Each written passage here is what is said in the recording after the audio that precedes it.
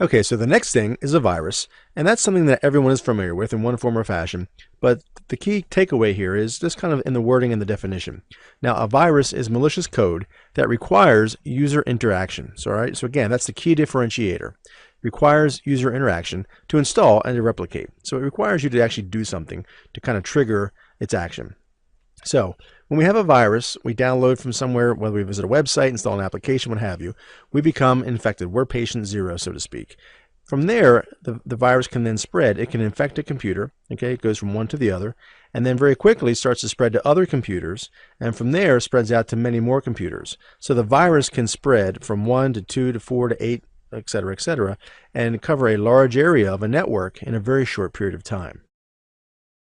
Okay, so just to put it into context, depending upon where you read, some reports have certain viruses listed higher than others, but generally speaking, these are the top 7 viruses of all time, and the amount of damage they've done, as you can see, is pretty monumental. Okay, so the top 7 viruses, Stuxnet, we've talked about previously, that actually infected the SCADA systems of Natanz nuclear facility in Iran. Okay, and we talked about that in more detail previously. Okay, that was back in 2009, 2010.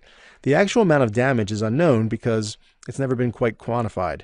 But just suffice it to say, it was monumental. And there were also 100,000 plus PCs infected, not just within the Natanz facility, but also it started to spread outside of that facility as well. So 100,000 plus PCs infected. Next, we have Conficker, and that was estimated at $9.1 billion in damages worldwide, with over 3.5 million computers infected. MyDoom, back in 2004, $38 billion in damages. I mean, that's massive. All right, and over 2 million PCs infected, again, worldwide. And then it kind of goes down the list. You have the SoBig.F, I Love You, Code Red, and Slammer, again, 37 billion, 15 billion, 2.6 billion. You can see really just some incredible numbers here. So to think that viruses are just a nuisance, well, yes, they may be, on an individual or a small scale, but viruses have the potential to do some massive amounts of damage, both in the amount of cleanup that's required, the man hours and so forth that's required to disinfect the computers, the potential for damage if they actually go out and do something malicious like erase files or change kind of the actual content, or if they actually are destructive, as we saw with Stuxnet, which is basically really the first cyber weapon. It actually goes out and destroys physical infrastructure. All right. So again, it ranges the gamut from just being a nuisance to massive amounts of destruction. And of course, we're going to see more and more to come as these things evolve and become more advanced.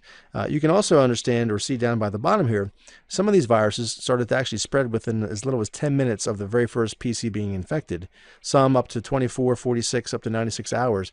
But the average time from when a PC is first infected to when it spread on a very massive scale was about 24 hours. So as a security professional, what does that mean? Well, that means you have a very limited window to actually get in and disinfect before a virus, if it gets into your system or to your network, starts to spread kind of at an uncontrolled pace. So time is of the essence. It's always important to keep watch of these things and keep on top of an initial infection and contain it as much as possible to make sure that it does not spread throughout your network.